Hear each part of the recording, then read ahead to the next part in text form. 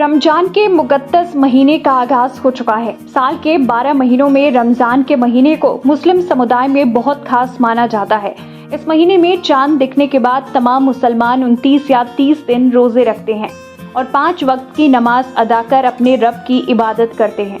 रमजान मुबारक के संबंध में बातचीत करते हुए शहर के मशहूर मौलाना मुफ्ती दानिश उल कादरी ने बताया कि रमजान के महीने को 3 अशरों में बांटा गया है। एक अशरा 10 दिन का कहलाता है।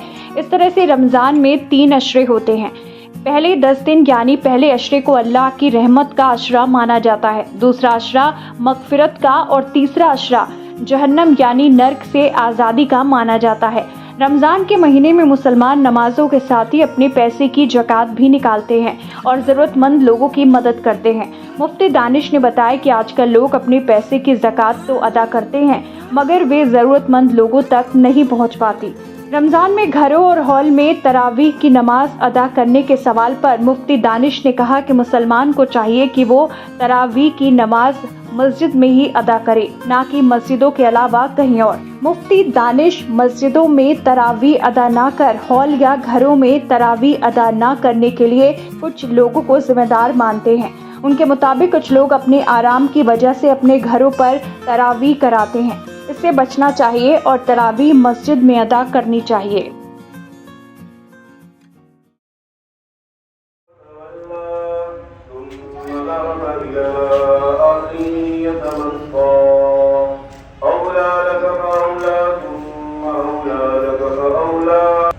अशरे से मुराद क्योंकि माह रमज़ान में 30 दिन या 29 दिन होते हैं और अशरा 10 को कहा जाता है और इसको 3 भागों में अगर हम डिवाइड कर दें तो पहला अशरा रहमत, दूसरा मगफिरत और तीसरा जहन्नम से निजात का है।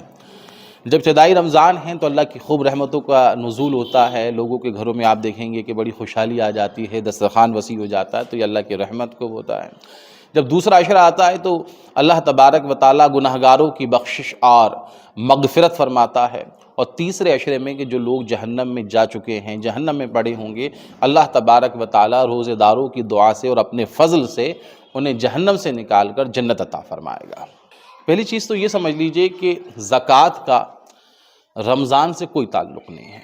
ज़कात जब आपके पास माल है, आपने एक दिन बना लिया कि मैंने आज से जनवरी से मैं फॉर एग्ज़ाम्पल आपने काम शुरू किया और पूरा साल गुज़रा, अब जितनी इनकम है, जितना आपने माल कमाया है उसका हिसाब लगा करके आपको उसी महीने में देनी है।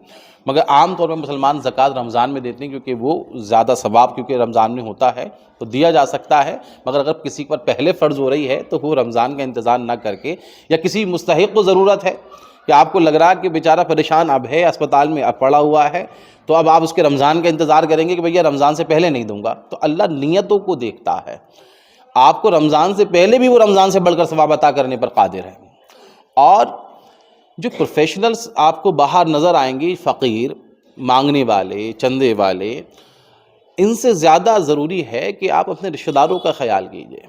आप देखिए कि आपके पड़ोस में कौन है, आपका बहन भाई कोई इस तरह का तो नहीं है कि जिसे दिक्कत हो, परेशानी हो, आपकी खालाएँ हो गई, आपकी दूसरे रिश्तेदार हो गए, चचा हो गए, हमारे यहाँ उनको नहीं देखा जाता।